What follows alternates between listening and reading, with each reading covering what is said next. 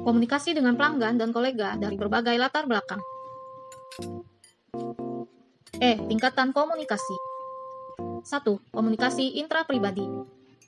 Merupakan proses pengolahan cara berpikir, merenung, menggambar, dan menuliskan sesuatu yang terjadi dalam diri seseorang yang diolah oleh panca indera dan syaraf. 2. Komunikasi antar pribadi. Komunikasi yang terjadi antar individu yang satu dengan yang lainnya melalui suatu kegiatan percakapan, tatap muka, korespondensi, telepon, dan lain sebagainya. 3. Komunikasi dalam kelompok. Kegiatan komunikasi yang berlangsung di antara suatu kelompok yang terlihat masing-masing berkomunikasi sesuai dengan peran dan kedudukannya dalam kelompok. Pesan atau informasi yang akan disampaikan juga menyangkut kepentingan dari seluruh anggota kelompok, bukan bersifat pribadi. 4. Komunikasi antar kelompok atau asosiasi. Kegiatan komunikasi yang berlangsung antara suatu kelompok dengan kelompok lainnya. Jumlah pelaku yang terlibat boleh jadi hanya 2 atau beberapa orang, tetapi masing-masing membawa peran dan kedudukannya sebagai wakil dari kelompok atau asosiasinya masing-masing. 5. Komunikasi organisasi. Meliputi kegiatan komunikasi dalam suatu organisasi dan komunikasi antar organisasi. Bedanya dengan komunikasi kelompok adalah bahwa sifat organisasi lebih formal dan mengutamakan prinsip efisiensi dalam melakukan komunikasinya. 6. Komunikasi dengan masyarakat secara luas. Pada tingkatan ini, kegiatan komunikasi ditunjukkan kepada masyarakat luas. Bentuk kegiatan komunikasinya dapat dilakukan melalui 2 cara, yaitu komunikasi massa atau komunikasi melalui media massa seperti radio, surat kabar, dan sebagainya, serta komunikasi langsung atau tanpa melalui media massa, misalnya ceramah atau pidato di lapangan terbuka. F. Komunikasi dan karakteristik budaya.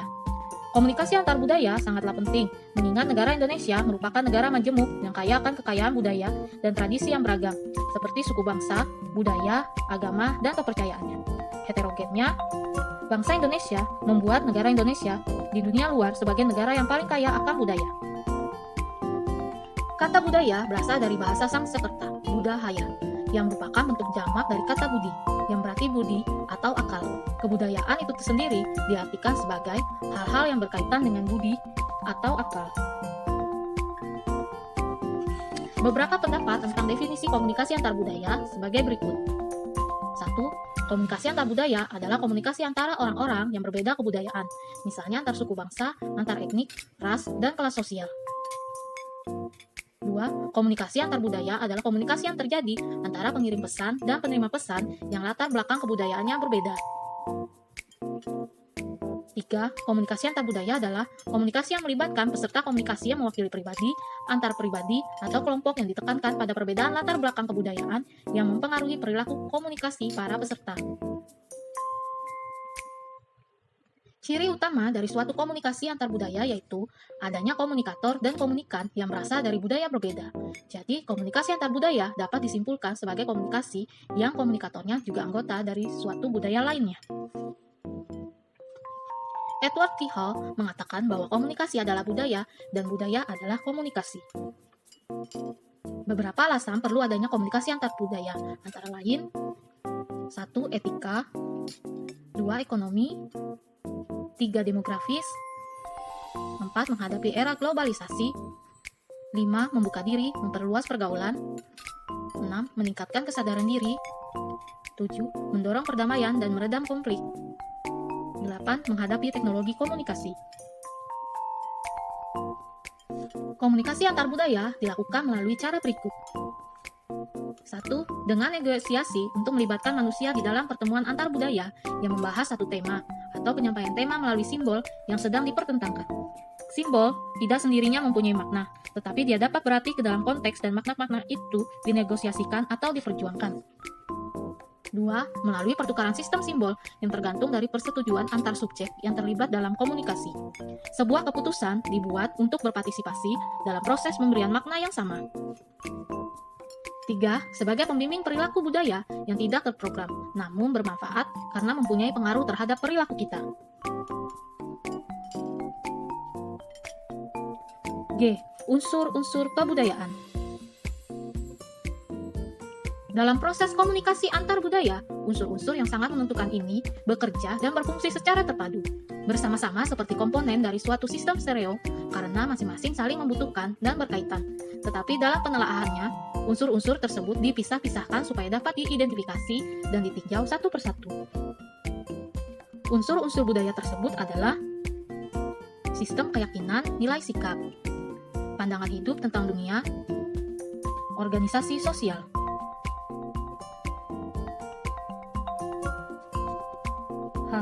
Ciri-ciri budaya.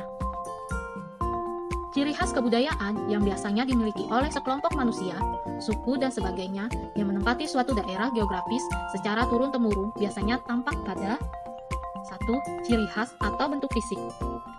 Bentuk fisik meliputi muka, warna kulit, perawakan, hidung mancung atau pesek, mata sipit atau belok, rambut lurus atau keriting, dan lain-lain. 2. Cara berpakaian.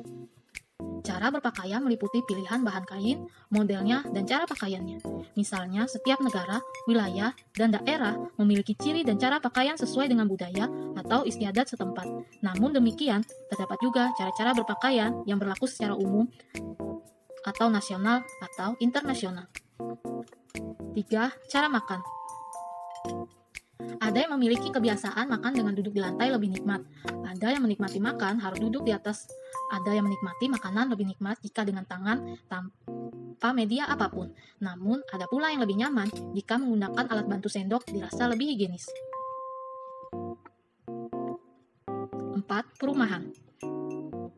Bentuk rumah adat yang beragam di Indonesia memberikan warna dan kekayaan yang sangat menakjubkan. Ada joglo, ada honai, ada limasan, dan lain sebagainya. 5. Bahasa yang dipergunakan. Suku yang beragam berimbas pada beragamnya pula bahasa yang digunakan dalam komunikasi daerah. Ada bahasa Jawa, bahasa Bali, bahasa Batak, dan lain-lain. I. Komunikasi antar budaya. Komunikasi akan berhasil jika manusia memperhatikan faktor-faktor tertentu. Faktor yang menentukan keberhasilan komunikasi yaitu penyampaian sumber informasi ke penerima, ialah kemampuan berkomunikasi, sikap, pengetahuan, sistem sosial, dan kebudayaan. Pada pesan, perlu diperhatikan isi, perlakuan pesan, dan pelambangan. Sedangkan pada saluran, faktor yang perlu diperhatikan adalah saluran yang sesuai, misalnya mata, telinga, tangan, hidung, dan lidah. Pengetahuan tentang latar belakang kebudayaan sangat penting dan memberi kontribusi besar terhadap perilaku komunikasi seseorang, termasuk untuk memahami makna-makna yang dipersepsi, terutama jika berasal dari kebudayaan yang berbeda. Tujuan komunikasi antar budaya sebagai berikut. 1. Menjadikan kita mampu berkomunikasi secara efektif. 2. Membantu mengatasi masalah komunikasi yang disebabkan oleh perbedaan budaya. 3. Memahami perbedaan budaya yang mempengaruhi praktik komunikasi. 4. Mengomunikasikan antara orang yang berbeda budaya. 5. Mengidentifikasi kesulitan-kesulitan yang muncul dalam komunikasi. 6. Meningkatkan keterampilan verbal dan nonverbal dalam berkomunikasi. Fungsi komunikasi antar budaya untuk mengurangi ketidakpastian. Ketika kita memasuki wilayah orang lain, kita dihadapkan dengan orang-orang yang sedikit atau banyak berbeda dengan kita, dari berbagai aspek, sosial budaya, ekonomi, status, dan lain-lain. Pada waktu ini pula, kita dihadapkan dengan ketidakpastian atau ambiguitas. Untuk mengurangi ketidakpastian, seseorang melakukan prediksi sehingga komunikasi bisa berjalan dengan efektif. Usaha yang dapat dilakukan melalui 3 tahap interaksi, yaitu prakontek atau tahap pembentukan kesan melalui simbol verbal maupun nonverbal. Apakah komunikan suka berkomunikasi atau menghindari komunikasi? 2. Initial contact and impression, yaitu tanggapan lanjutan atas kesan yang muncul dari kontak awal tersebut. Misalnya dengan bertanya pada diri sendiri, apakah saya seperti dia? Apakah dia mengerti saya?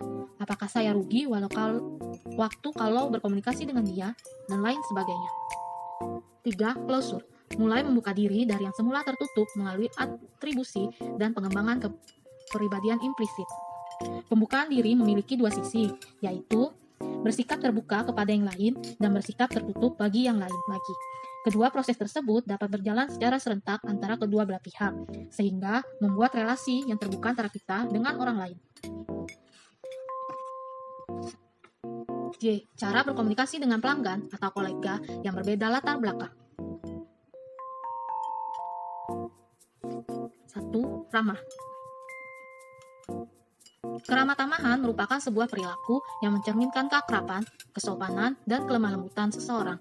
Gemar membantu, murah senyum, menarik, dan menjaga penampilan merupakan termasuk dalam keramah tamahan. Dalam sebuah bisnis pariwisata, seseorang pelanggan yang semata-mata hanya menginginkan atau menikmati sebuah layanan jasa saja. Namun, pelayanan yang baik dan memuaskan merupakan hal yang dibutuhkan juga. Maka dalam hal ini, seorang karyawan harus memiliki sikap ramah agar keinginan pelanggan tercapai. 2. Menyediakan bantuan. Berikan pelanggan suatu bantuan yang dibutuhkan. Bantuan yang dimaksud dalam hal ini berupa pelayanan yang diharapkan oleh pelanggan. Kebutuhan dan harapan pelanggan wisatawan terjadi karena perbedaan. A. Faktor perbedaan budaya seperti adat, bahasa, dan kepercayaan. B. Faktor sosial ekonomi. C. Faktor kesehatan. D. Personality. E. Interest, hobi. F. Kemampuan fisik. Kemampuan berinteraksi. Kemampuan ini harus diterapkan dan ditunjukkan dalam berkomunikasi dengan orang lain secara verbal maupun non-verbal. 4. Kebutuhan pelanggan. Hal ini harus ditangani dengan sikap cepat, tanggap, dan efisien agar harapan para pelanggan atau wisatawan terpenuhi dan merasa puas. 5. Karakteristik pelanggan atau kolega.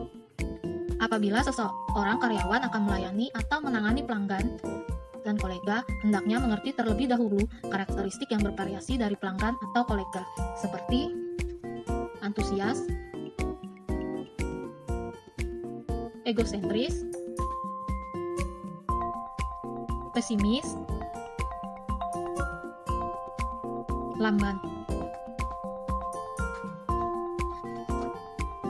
6. Metode layanannya menawan. Berikanlah informasi yang akurat, sebab hal ini akan meningkatkan rasa kepercayaan dan kepuasan wisatawan, pelanggan, atau kolega. B. Mengidentifikasi kebutuhan yang tersembunyi dan siap memberikan bantuan. C. Mengantisipasi, pengertian, dan ikut merasakan apa yang dibutuhkan pelanggan. D. Mempromosikan perusahaan agar terjalin hubungan bisnis yang baik pada waktu berikutnya. E. Selalu bersikap ramah, sopan santun, dan melayani lebih dari permintaan. 7. Berprinsip dalam merespon keinginan tamu. Berilah pelanggan atau kolega akses yang mudah untuk menyelesaikan masalah dengan cepat dan harus diyakinkan bahwa masalah yang dihadapi mudah serta cepat diselesaikan. Hal ini akan memberi efek baik pada kepuasan pelanggan atau kolega.